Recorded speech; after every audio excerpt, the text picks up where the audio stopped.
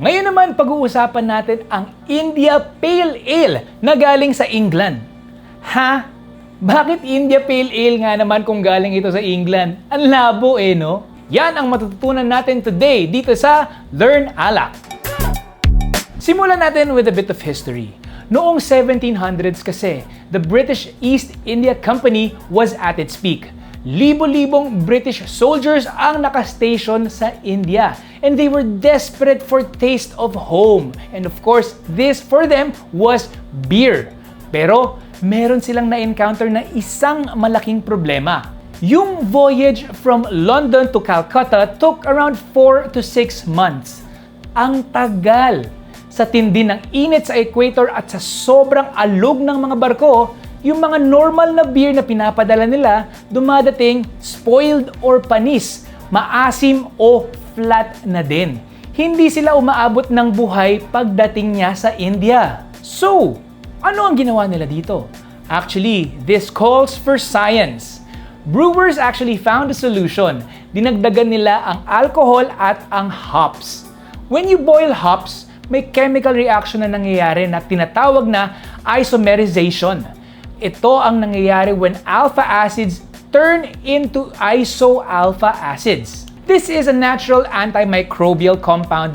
So isipin mo, para siyang natural na antibiotic.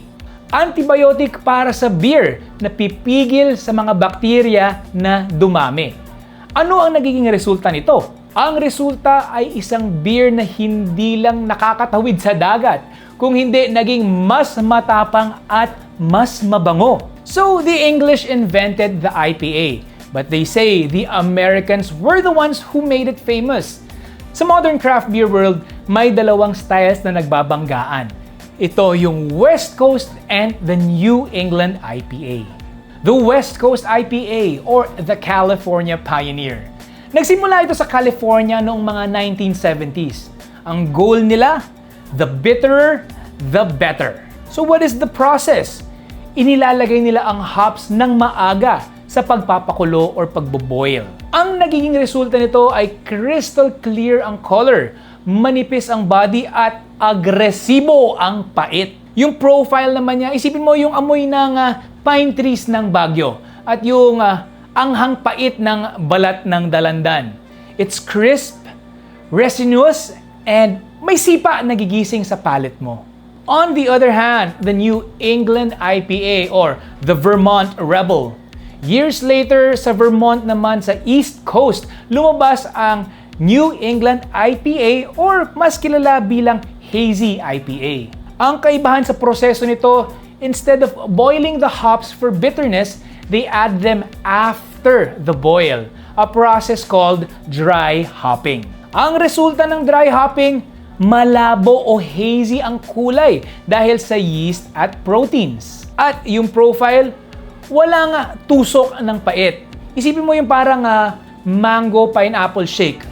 Medyo malapot, juicy at punong-puno ng tropical fruit aroma. So ngayon, handa ka na bang tumikim ng IPA? Kasi ito ay talagang mapait.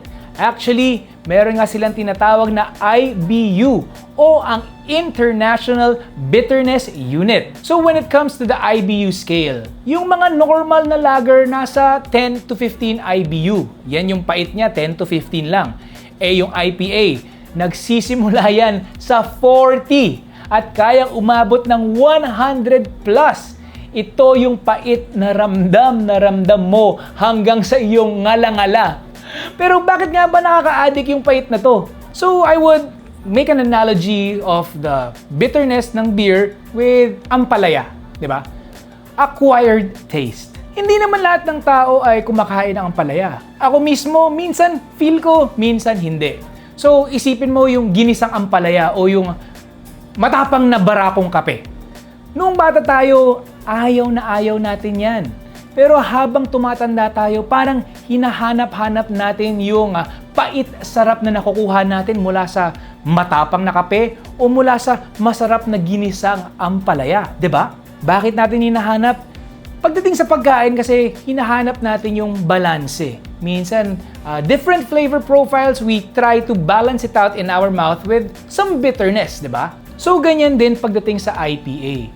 Pero masasabi ko na yung IPA is really the ultimate acquired taste lang siya na beer. Yung dila mo kasi parang naghahanap ng susunod na lagok para mahugasan yung pait na nauna. So parang medyo, I would say, it's a sophisticated cycle of flavor. So the IPA beer, it's not just a drink. It's a challenge and an experience in itself. Not a lot of people will like the bitterness. Again, it is an acquired taste. But sometimes, when we acquire that taste, hahanap-hanapin talaga natin yung sarap nung pait. Para ka nakikipaglaban sa lasa eh. Ready na ba kayong tumikim ng inyong unang IPA? Kung curious kayo sa mga IPA na pwedeng matikman dito sa Pilipinas, mag-comment kayo dyan down below. At ako ay magre-reply at magbibigay ng mga recommendations ng IPA na pwede ninyong subukan. Again, my name is Sandro Hermoso and always remember that we have a lot to learn.